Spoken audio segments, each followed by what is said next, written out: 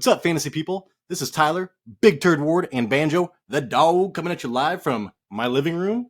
And this is the Fantasy Footballin' Show. Today's episode, we're going to do a real quick fantasy running back tier list. I'm going to use a tier maker for the first time. It's what people do with like my favorite video games and stuff, so I'm going to give it a try. So enough of that. Let's get into it. So here we go. I'm going to start off with consensus number 1, CMC. To me, he's only running back with 0 questions because the guy I'm adding right now, Austin Ekeler, he has some questions. He was getting dump off city, getting dumped on all year last year by Justin Herbert. And that was with Joe Lombardi as offensive coordinator. He was the second worst in depth per target. And now we have Kellen Moore coming in. And he's been top 10 for a long time in depth per target. He has an explosive offense. They're going to be throwing down the field a lot more. So I do see more scoring opportunities for Austin Ekeler. I just don't see, dude, like a PPR, half PPR machine like in the past. And then next up, dude, everybody's writing this dude off. Derrick Henry. I was a Derrick Henry owner last season. And if you look at running back efficiency ratings, like as far as like scoring elite or scoring like over 15 points, he did that like 80% of the time. And then the next running back after that was like 60-something%. Bijan Robinson, a lot of people have him super high. The Falcons, one of 3 teams that ran the ball more than they threw it last year. Top 5 offensive line. I think it's like number 6 actually, but still, we'll round up. Josh Jacobs. The problem here is he might sit out, but I keep on telling people, dude, Nick Bosa said that the best running back he's ever seen on the field in college or in NFL is Josh Jacobs. So you know Josh Jacobs is like a freak. A freaky freak. All right, guys. So now on to the next tier. I believe in Brian Daboll. I hate the Giants' offensive line. I hate their schedule. They had an easy schedule last season. It's going to be brutal. But, dude, it's like Saquon is so talented, and his usage rate is like ridiculous. All they added was Darren Waller. It's going to be all Saquon again this season. Only problem is he just said that he's not happy with the franchise tag, and he might be sitting out the first week. Nick Chubb. We just talked about he's the most disrespected running back in the league. I wish he caught passes so I could put him higher up. I mean, he's in that Shanahan offense, Kevin Stefanski, and then, dude, Jonathan Taylor Thomas, home improvement. This was the number 1 consistent running back last season. This guy is huge. He's fast. You saw him like really turn it up, turn it on at the end of last season. And now look at his coach. He's got the Eagles offensive coordinator. They want to develop that line. Hopefully he fixes that offensive line and they want to run the balls. All right, guys, this is one of my favorite picks. Hovering my mouse over him, clicking him on. Najee Harris. Dude, Najee Harris is going to get the usage of maybe even more than everybody ahead of him. And the Steelers finally fixed their offensive line-ish, if you listen to their fans and their beat writers. But still, they added, Broderick Jones? I forget what his name is. But the offensive tackle for, I think, Alabama. He was like the last elite offensive tackle in the draft. And then they got, dude, I think it was Darnell Washington. He is like Mercedes Lewis. He's an extra left tackle. So they really improved their offensive line, dude. I'm loving Najee Harris this year. So that is the end of a tier for me. And now I'm going to go with Tony Pollard leading off the next tier. So I love Tony Pollard. Only problem, he's coming off an injury. And, dude, I am so afraid of the Mike McCarthy Cowboys offense. Also, Deuce Vaughn is there. And you know how I feel about Deuce Vaughn. He is my new man. I fell in love with the runner. All right, next up, guys. Jahmyr Gibbs. I do think that Jahmyr Gibbs is going to be amazing this year.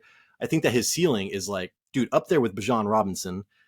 The Lions are going to have a top 5 offensive line again. Their defense is going to be bad again. Jahmyr Gibbs led the team in receptions for Alabama and Bryce Young. Plus, Jameson Williams is out, so look for him to get a hot start. Next up is going to be Kenneth Walker. And hey, I love Kenneth Walker, dude. Like, he's one of the few running backs that is not worried about the people in front of him. He's looking like 3 levels like later, the safeties. He's setting them up and blowing by them. But we talked about this. Seattle lost Blythe, their center. They have 2 they had 2 rookie tackles last season. And that veteran center really pulled them together. Next up, dude, this is a tough one, but Ramondre Stevenson, you cannot deny Ramondre. So PPR monster, dude, he's an amazing pure runner. The only problem is he plays for the Patriots. And how is that offense going to look? They actually got an offensive coordinator this year. But man, like if you've been playing fantasy football, it is so scary. All right, guys, here we go. Jason's favorite player, Joe Mixon. So Joe Mixon still plays for the Bengals. So it's like, dude, come on, man. Only problem is he had that 50-point game last season. And other than that, dude, he was so sporadic. Jason owned him. He hated him. This is a big one here. J.K. Dobbins, when he came out, man, he was like lighting the world on fire. And then he got injured. And then he came back, lit the world on fire. And then the season ended. dude, new offensive coordinator. They're probably not going to run the ball as much. According to Lamar Jackson, he's going to throw for 6,000 yards. But J.K. Dobbins, man, I think he averaged over 6 yards a carry at the some stretch during last season. He was like the best running back in the league in that area. And dude, the Ravens offensive line is amazing. It's always going to be amazing. All right, people, next tier, we're going to go for Miles Sanders. And dude, this could be a value pick. It's just like, I don't see him with the same talent as the people above him, but still, dude, opportunity is there. He is a great runner. He could be your running back 1. And he is like in the 1, 2, 3, 4, 5th tier. So as far as values go, I do see him as that. And they're going to want to run the ball, protect Bryce Young. This was my favorite player last year that I owned for about 3/4 of the season. Then I hated it. Dameon Pierce, just the things that come up. It's like, how are you so strong, Dameon? He's like, you can't teach a bull or an ox how to pull a trolley or something. I was like, dude, yeah. They brought in Singletary. That does scare me. And I do need to see this offense before I want to invest heavily into it. Next up, Aaron Jones. So, dude, he's like in the twilight of his career. Who knows what this, Packers offense is going to look like? Are they going to go with A.J. Dillon and just pound the ball, So there is some risk.